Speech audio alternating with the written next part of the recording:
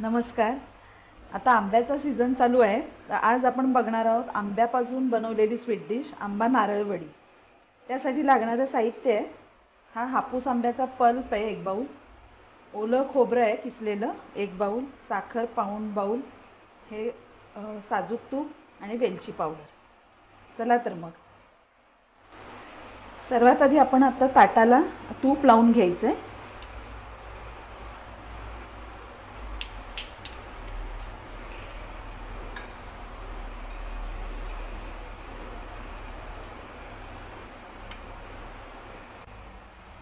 मी इथे पॅन तापत ठेवला आहे. यात आपण हा आंब्याचा पल्प घालूया.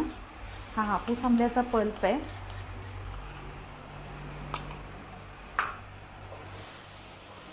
आधी थोडा वेळ हा चांगला फिरवून घ्यायचा आहे. गॅस बारीकच ठेवायचा आणि सतत हलवत राहायचे. सारखं ढवळत राहायचं, नाही जराही लागू देता कामा नये खाली.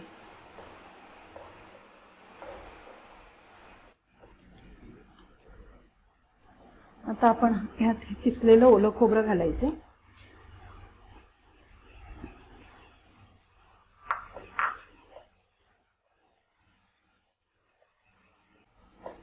आपण 1 बाऊल हापूस आंब्याचा पल्प, 1 बाऊल किसलेलं ओलं खोबरं घेतलंय. त्यासाठी आता हा पाऊण बाऊल आहे ही साखर घ्यायची.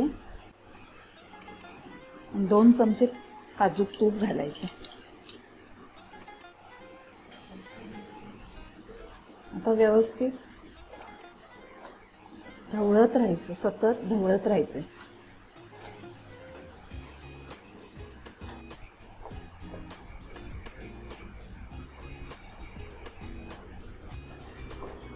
साखर विरघळलेली आहे,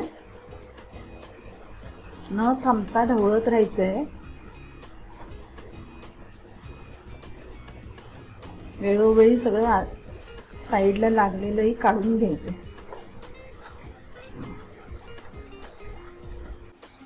आता हळूहळू मिश्रण सुकायला लागलंय.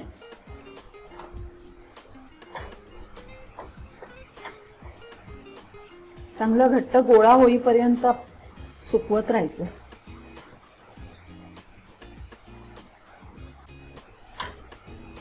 त्यात आपण वेलची पावडर घालूया.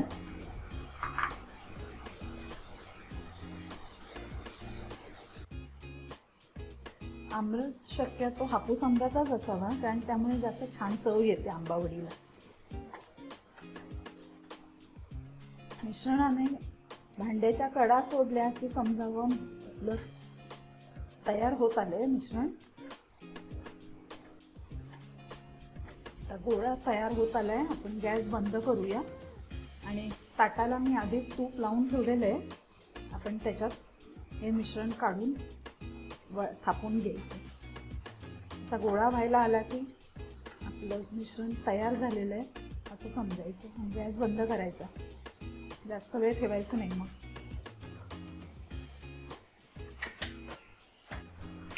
इथे ताटाला मी तूप लावून घेतलेलं आहे, त्यात आपण हे मिश्रण घालायचे.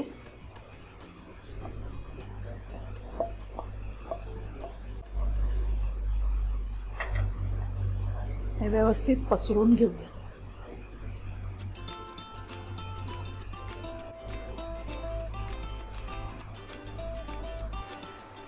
आता आपलं हे मिश्रण थापून झालेलं आहे. हे थंड करत ठेवायचं आहे, मग वड्या पाडायच्या.